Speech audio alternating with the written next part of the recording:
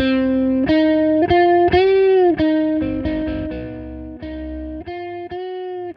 1983, Howard Cosell watched a fight and called a fight between Larry Holmes and Randall Tex Cobb. It was not a good fight, and that is the hinge of history.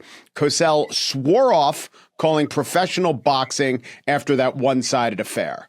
This opened the door for pretty much the career that my next guest is known for, the voice most associated with some of the most vicious and entertaining beatings and defenses and examples of the sweet science that I have seen. He is Jim Lampley. He was HBO's voice of boxing for years and years, and he is the author of the new memoir, It Happened, which quotes one of his greatest calls. Jim, welcome to The Gist. Thank you very much, Mike. And I don't know if it was exactly that fight, but my favorite Howard Cosell quote that I like to recycle is, "This fight is an advertisement for the abolition of the very sport of which it is a part." And that might have been the fight to which you refer, or it might have been another one-sided affair. But that was, and it actually happened prior to his departure from the sport, because after he voluntarily departed from the sport, I think he regretted it and would like to have come back. But I was assigned to boxing by the man who succeeded Ruin Arledge as the head of ABC Sports. That man, whose name was Dennis Swanson, wanted to find the vehicle for getting rid of me. He wanted to walk away from my contract, and he thought that he could accomplish that by assigning me to boxing. Ultimately, I did walk away from my contract and wound up calling fights for nearly 34 years. Was boxing seen as a ghetto, a backwater back then in 83? Well, it wasn't necessarily seen as a ghetto or a backwater. I think in this particular instance, it was just that Dennis Swanson had it in his head that it was stylistically and atmospherically completely outside my realm and beyond my boundaries, that I would look like a misfit and sound like a misfit, and he would embarrass me by assigning me to it. He didn't really seem to focus on or recognize that at that moment, 1986, ABC Sports had signed a get-acquainted, look-see contract with a 19-year-old heavyweight from New York whose name was Mike Tyson. And the first few fights that I called on ABC Sports were early steps in Tyson's career ascendancy. So I became associated with Tyson, which ultimately got me a ticket to the single most prestigious network in the history of television, HBO. So what about your style? And the book details all the different sports you covered and your career as a sideline reporter. So what about your style would Swanson have thought didn't match with boxing? Because to tell the listeners, they tried you on a basketball game, and just some sports your style would work with and some sports they don't. And basketball was one they didn't, but you did football for many years. So what was he thinking when he said, Lampley, boxing, that's not a match? I don't know what he was thinking. I think he thought that I was a pristine, preppy white kid who simply wouldn't fit within the ethos of the sport the way people perceived it. Interestingly, the expert commentator who first worked with me on boxing at ABC and who was a brilliant student of boxing was another pristine, preppy white kid named Alex Wallow, who had grown up in Greenwich and used to get on the train and go from Greenwich to Manhattan and Brooklyn to go to the gyms and watch boxing at close range. So nobody is really culturally disqualified from boxing, regardless of what that particular ABC executive thought. And ultimately, I think my career justified or proved that. I was accepted. Thank you. Thank you, boxing world. And the boxing world became my most cherished and long-lasting haven for the rest of my career. I think boxing is deceptively technical. Maybe if you know a little bit about it, you know that it's technical. But there's something about baseball, football, the main team sports that just penetrate our consciousness as sports fans. We watch them all the time. And it's not true that you could plop any seasoned broadcaster into one of these games and they do a great job.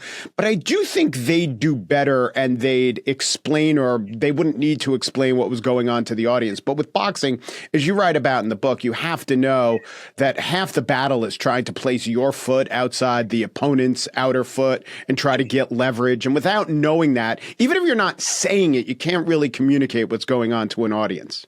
All of which was taught to me in the early stages of my fight calling career by Alex Wara, who later became a very meaningful executive at ABC and at Disney, but who in my world was my mentor for boxing and taught me that, in a fight between the southpaw and the conventional fighter, the edge is likely to go to the person who can keep his front foot outside of the other fighter's front foot, that if a body puncher is fighting against a headhunter, he will hold on the side opposite where the referee is so that the referee can't see it. There are all sorts of little nuances to which Alex introduced me and helped me to become a boxing blow-by-blow person. I don't think I ever could have succeeded if I had been paired with some other expert commentator early in my career.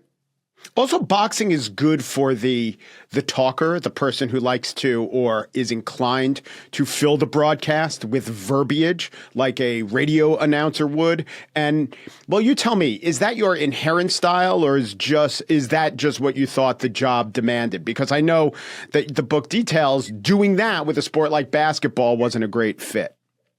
Well, I was naturally a talker and conditioned to be so by the two storytellers who governed and shaped my life, my mother and my grandmother.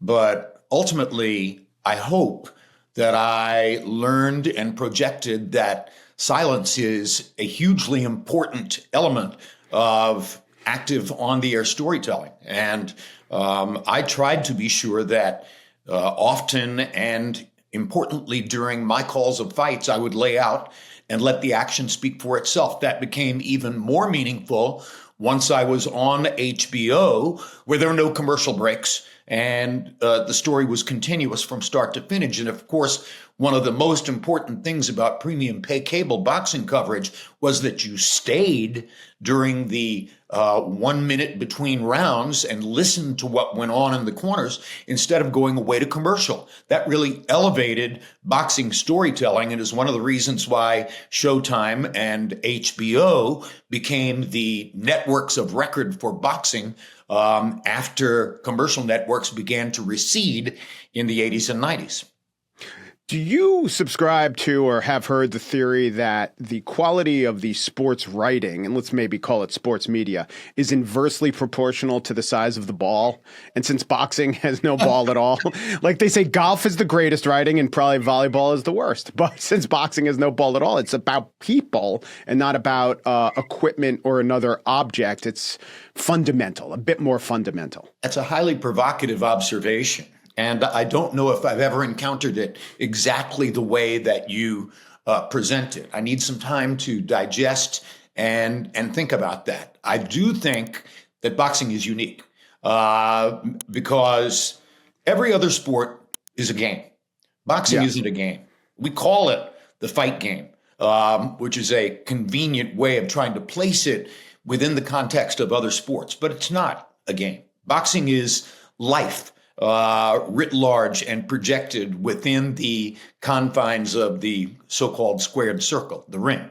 And boxers take not just their preparation, their physical talent, their conditioning, et cetera, into their ring, but they take their lives into the ring. And they behave according to the way their lives have shaped them up to that point in a far more graphic way than in any other sport. That's what I fell in love with when I was calling it. That's the literary element that brought many of the greatest writers in history, like Faulkner and Jack London and various others, to boxing. So once you become ingrained in that, once you are identified within your own mind and heart as a boxing person, it's hard to feel the same kick from other sports. I still watch football and basketball. I still care, particularly about basketball, because I'm a University of North Carolina graduate living in Chapel Hill, North Carolina. But nothing will ever get to me again the way boxing does. Right. All other sports are a metaphor for battle, and boxing is the metaphor made real. I mean, there are rules. I suppose you could say there are rules in battle, but there are fewer layers between one of the fundamental reasons we're drawn to sports with the sport of boxing. Exactly right. When you watch a fighter, you are watching everything about him, not just how well he plays this game, but how well he lives his life. And that's the element of it, again, that most seduced me once I was unexpectedly assigned to cover boxing by an executive who wanted to end my career. Right. Why? I want to talk about some of the figures that you've come across. Well, let's do that now. We talked about Cosell. I don't think people who are even 10 years younger than I am, and I'm 53, understand what a colossus he was, how he transcended sports and was one of the most known figures in America and one of the most controversial.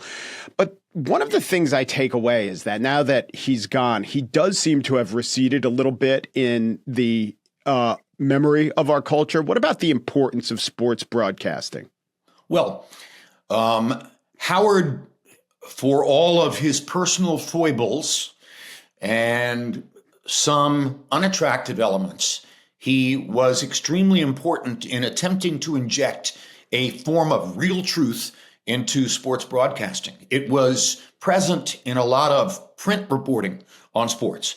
And more present in print reporting on sports than it was in television broadcasting because of the commercial element, until Howard came along and used his massive personality and his uber-dominant persona to break past the barriers that were created by management and use his very friendly relationship with upper management at ABC Sports to begin a form of truth-telling on the air.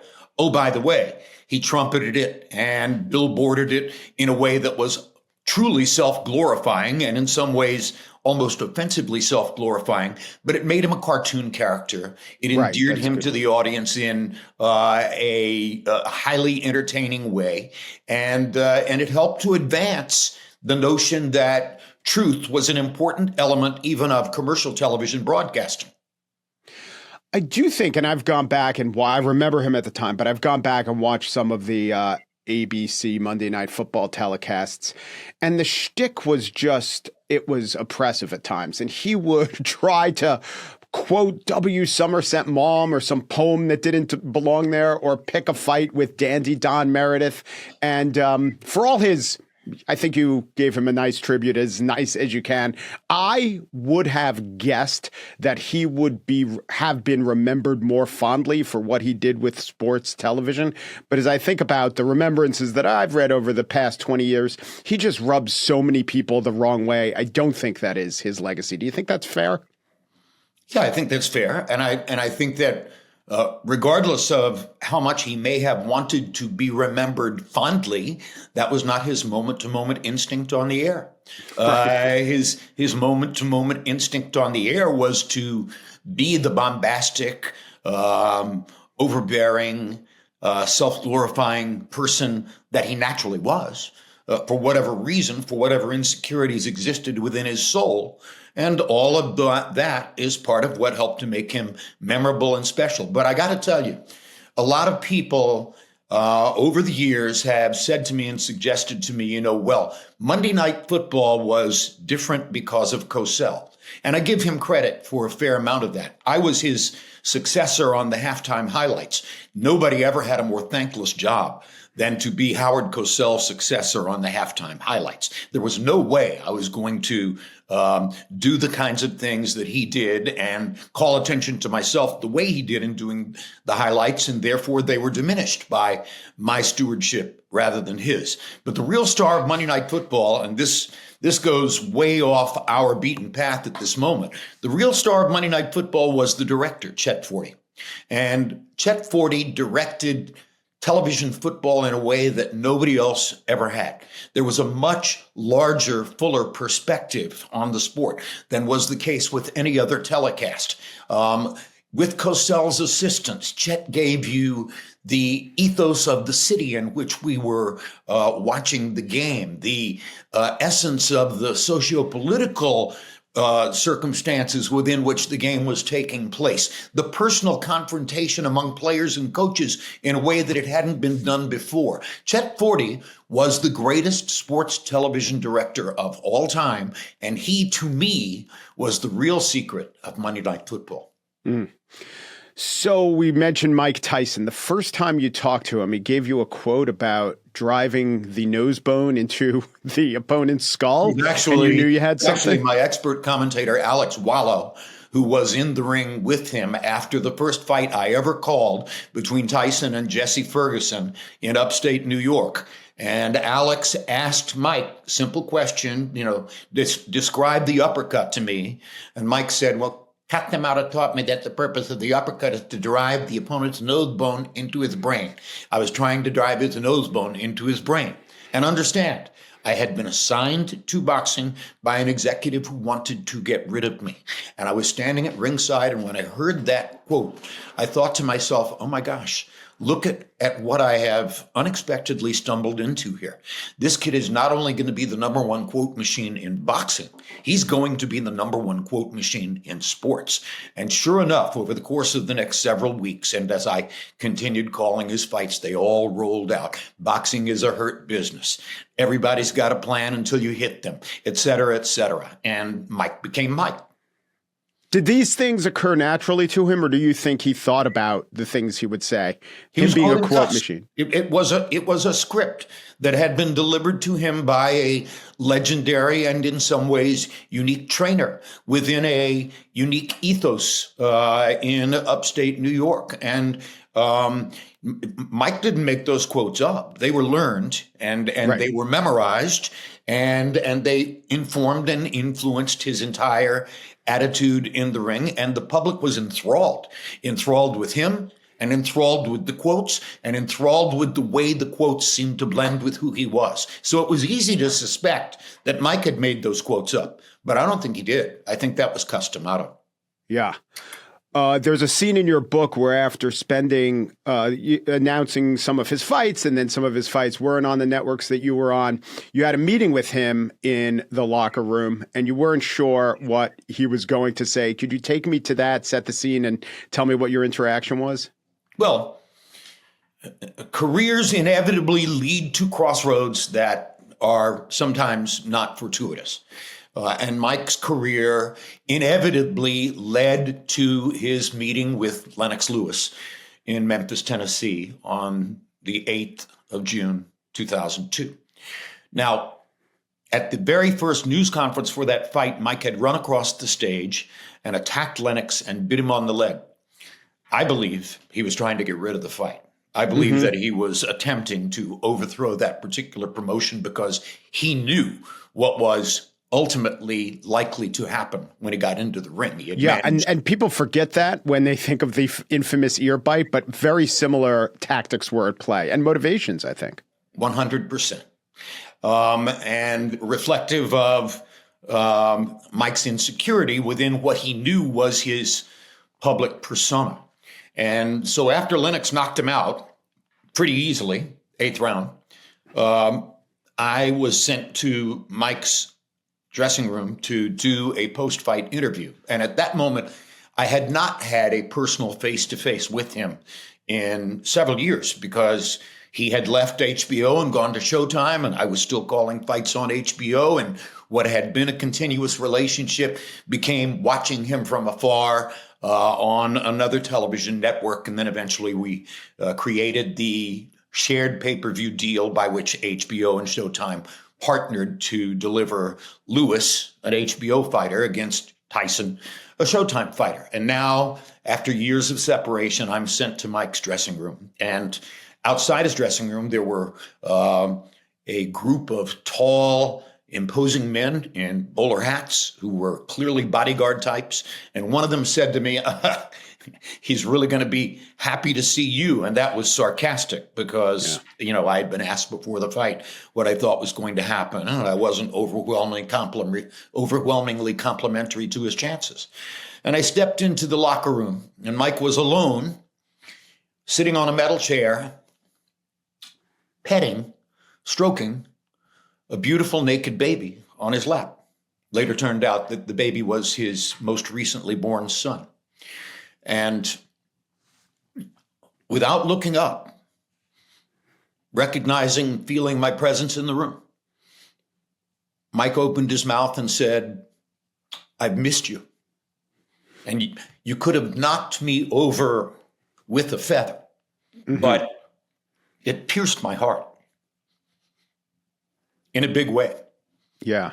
And I thought for a second, and I answered back, "I've missed you too." And then he said, "What did people think was going to happen? He's 6'6". I'm 5'10". I couldn't have found him with a baseball bat. It might have been a broom. I'm not sure what he said, but the point was made. And it became a warm, loving sort of benediction between me and him, and a reflection of what I've always said was the real Mike Tyson. And the simplest way to say it was the real Mike Tyson was not, quote, the baddest man on the planet. The real Mike Tyson was the shy kid on the rooftops, communicating with the pigeons and showing the tenderness and the vulnerability which is there within his soul. I love him. And Brownsville, Brooklyn. I will always love him. And I'm not alone among boxing journalists in projecting that. Would you say he's definitely a savant? Would you say he's a genius of the game? I would say he's a genius of the game, and in some ways he's a genius of life. Look at that one-man show. Look at all the things that one-man show reflected about his continuously evolving understanding and his humility, his ability to recognize that he's still learning. He's still getting beyond the strictures that made his teenage life what it was. And well, there you go. I mean, you just said he's the distillation of why you love boxing. That's the human, the raw human right there. And that obviously has resonances. I did want to ask 100%. In some ways attractive as the indomitable destroyer, but also in some ways attractive as the tender, vulnerable person who could in fact lose in the ring, which he did. It's like an Indian gods. But this is why I asked you if he was a genius. Do you think because he understood boxing so well that to some degree, it was a disservice to him? Because another kind of athlete might have irrational confidence or might just blindly follow a game plan. But Tyson knew that particular type of opponent, the rangy, taller, mobile guy with a jab, was poison to him. And in a way, his full understanding of that, planted some of the seeds of his defeat. Well, it far surpassed the audience's understanding. And that's the innate nature of boxing, is that it is an inner enclosed experience. None of us sitting outside the ring are 100% cognizant of what's going on inside the ring. But the two guys who are facing each other, they know. So Mike was educated in the most sophisticated way by one of the greatest trainers of all time. And there was no way he could miss it. Yes, absolutely. He knew going into the Lewis fight exactly what his chances were. He knew going into the two Holyfield fights exactly what his chances were. He couldn't miss that. And, that's why I say, when you say to me, was he a savant? Sure, absolutely. He was a brilliant ring practitioner. And when he was sure to lose, he knew it. And that far surpassed the audience's understanding of both who he was and what boxing is. Why do you think boxing has fallen to MMA in popularity as the primary combat sport? Well, it's hard for me to answer that because I love boxing and I don't love MMA. Yeah, me too. But I think at the end of the day, it's probably the gloves. I think that MMA suggests a more unbridled and unrestricted form of violence, and everybody recognizes that the gloves in boxing are meant to be an inhibitor against the worst kind of violence. Not that they are, but it certainly looks that way to the viewer. So that would be my explanation at the end of the day. But I think you'd probably have to ask somebody who's in love with MMA for the proper answer to that. And going all the way back to the moment in 1955 when I was 6 years old, and my mother first sat me down in front of a small television set to watch the Gillette Friday night fight, Sugar Ray Robinson versus Bobo Olson for the middleweight championship of the world. I have been a lover of boxing, and it's impossible to dislodge that affection from my soul. To me, and I don't love MMA, and I'm captivated by boxing, I would say that it's the fiefdoms in boxing that just conspired to make it far too infrequent a sport. So I'm not even going back to the 1930s when Hank Armstrong went 27-0 in 1 year, or Tyson in the beginning was fighting every 17 days. It just took years and years to get a fight. And then when, say, Pacquiao Mayweather came along, it was far too late, and it was ruined by the fact that there was no overarching organization to make the actual sport occur. That all makes sense. That all makes a lot of sense. But here's my counter argument. It's the scarcity of what you actually want to see in boxing. I know, I agree, Jim, but up to a point. I think NFL is the most popular sport because it's too brutal to play more than 17 days a year in a regular season. I think NBA has too many games, and I think Adam Silver would say that. But years and years between a fight that everyone wants, that's too much, I would say. True. Yes. Yeah. And you could look back and say, well, in the 30s and 40s and 50s, you did not have to wait as long. Fighters were fighting every 3 weeks, and therefore the matches that you wanted to see took place seemingly more frequently. But again, there's a certain charm in the scarcity. I mean, the years and years we waited for Tyson to face Lewis, did that heighten the drama on the night on which it finally took place? It did for me. Yeah, that's true. I also think it's interesting looking back when boxing was being massively criticized, and it would always go through these cycles because it's a brutal sport and there's bad injuries, and we learn more about head trauma and there are deaths in the ring. But when it was criticized, or if you told a fight fan or even a fight skeptic in the 1980s or 90s that boxing would die, they would have predicted, the brutality just overwhelmed America. And it's fascinating to me that that is the opposite of what happened. In many ways, more brutal or more bloody or more brutal seeming sport supplanted it. And I don't know what to make of that, but that's interesting to me. We're not a very humane population, are we? Well, or species. I mean, every species has its combat sports. 100%. We are attracted to the threatening nature and the sometimes cataclysmic outcome of boxing. I watched Benny Kid Paret versus Emil Griffith. I rooted for Griffith to win the fight. I had to deal with the inner guilt I felt when Paret died. I ultimately accommodated it because I recognized that it was an inevitable and natural part of what both fighters had chosen as their vocation. And I ultimately recognized that fighters know, they understand. They don't share between themselves and among themselves the illusion that there's no chance of that happening. They know.